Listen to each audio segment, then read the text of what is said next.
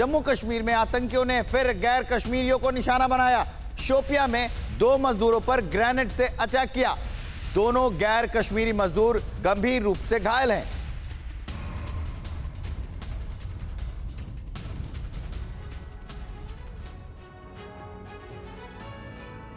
जम्मू कश्मीर में target killing और गैर स्थानीय पर हमले का जो सिलसिला शुरू हुआ है, तमाम कोशिशों के बावजूद वो थमता नहीं दिख रहा।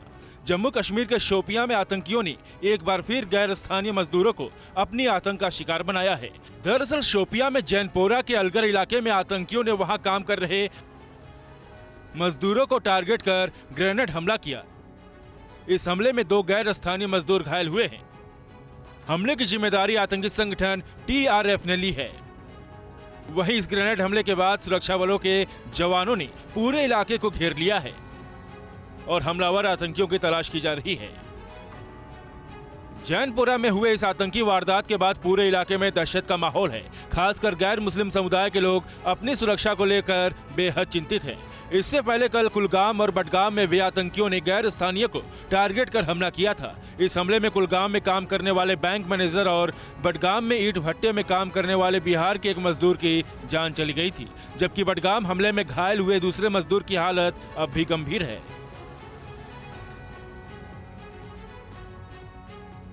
और इस बीच एक बड़ी खबर यह है कि पाकिस्तान की एक बड़ी साजिश का खुलासा हुआ है। ISI के इशारे पर घाटी में दहशत फैलाने की ये साजिश है, जिसके बारे में पता चला है। पाकिस्तान में बैठे आतंकियों का एक ऑडियो ट्रांसक्रिप्ट लगा जांच एजेंसियों के हाथ। 100 से ज्यादा पिस्टल घाटी में बांटी जा चुकी है, ये जांच एजेंसी का दावा है। और इतना ही नहीं, स्टिकी बम से भी घाटी में हमले की आशंका है और इन्हीं इनपुट्स के आधार पर जांच एजेंसी अब अपनी जांच को आगे बढ़ा रही है। और ये सब कुछ पाकिस्तान में एक बड़ी खौफनाक साजिश रचा जा रहा है, जिसके बारे में पता चला।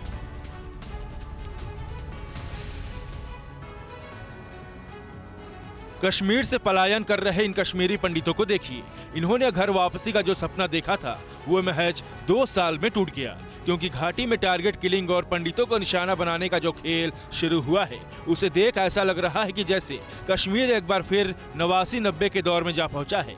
और इस दहशतगर्दी के पीछे कोई और नहीं बल्कि पाकिस्तानी खुफिया एजेंसी ISI जिम्मेदार है।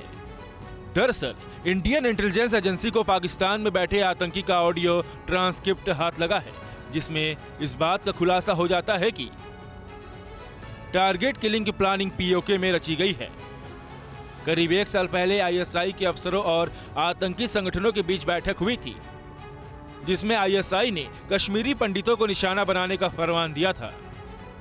जिसके बाद ISI ने अपने पालतू आतंकी संगठनों की मदद से 100 से ज्यादा पिस्टल बांटी।